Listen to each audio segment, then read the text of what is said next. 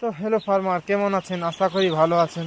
তো দেখতে পাচ্ছেন কালকে আমাদের চিক শিডিউল হয়ে গেছে, মানে নতুন ব্যাচের জন্য আমরা তৈরি হতে হবে। তাই দেখুন আমরা কিভাবে বানাই নতুন ব্যাচ তৈরি করতে। আগের ব্যাচটা তো আপনারা দেখলেন। আপনাদেরকে আমি আমার জিসিডি দেখিয়ে দেবো যে আমার কেমন রেজাল্ট হয়েছিল। আমার মোটা ঠিকই হয়েছিল, অনেক ভালো হয়েছিল। তো এবারেও আশা করি এরকম ভালো করার চেষ্টা করছি। আর এগুলোকে কাল বন্ধুরা আমি ইঞ্জেকশন করব, কারণ এগুলোকে ইঞ্জেকশন করা খুবই দরকার। বর্ষার দিন টুকুও রিস্ক নেওয়া যাবে না আমার, তাই আমি কাল এগুলোকে ইঞ্জেকশন করব।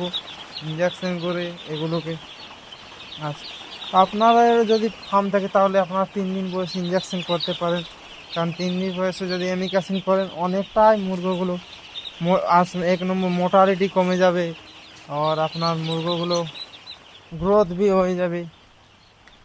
তো দেখতে পাচ্ছেন কেমন আমি তিনটি 108-এর লাল ডুম লাগিয়ে রেখেছি, কারণ এগুলোকে এখন টেম্পারেচার মেনটেন করা খুবই কঠিন, বর্ষার দিন।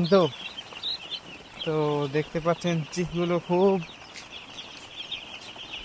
কেমন আছে। আমার আশা করি কেমন আছেন বন্ধুরা, আশা করি ভালো আছেন। না কেমন আছে একবার কমেন্ট করে বলে দেবেন। আর বন্ধুরা আপনারা যদি করতে চান তো আমার সাথে যোগাযোগ করতে পারেন, পোলট্রি ফার্ম কেয়ার। তো দেখতে পাচ্ছেন ওদিকে 2টা বোর্ডিং করেছি, এদিকে 2টা বোর্ডিং করেছি, ও তিনটি লাল ডুম দিয়েছি। আর একটি 500 করে মুরগা আছে 2000-এর সেট বোর্ডে। এখন বর্ষাকাল তাই আমি 4টি বোর্ডিং নয়তো 5টা বোর্ডিং করতি, কিন্তু এখন 4টি বোর্ডিংই করি। তো দেখতে পাচ্ছেন আপনারা আমাদের সাথে যোগ দিতে পারেন। আমরা কিভাবে তৈরি করি মুরগা, আপনারা যদি শিখতে চান তো আমাদের সাথে যোগাযোগ করতে পারেন। তো ভিডিওটি কেমন লাগলো বন্ধুরা, ভালো লাগলে লাইক শেয়ার সাবস্ক্রাইব করে দেবেন, আর একটা কমেন্ট করে দেবেন মুরগি আমার চিক্সগুলো কেমন আছে। তো চলো পরের ভিডিওতে আবার দেখা হবে। Thank you guys.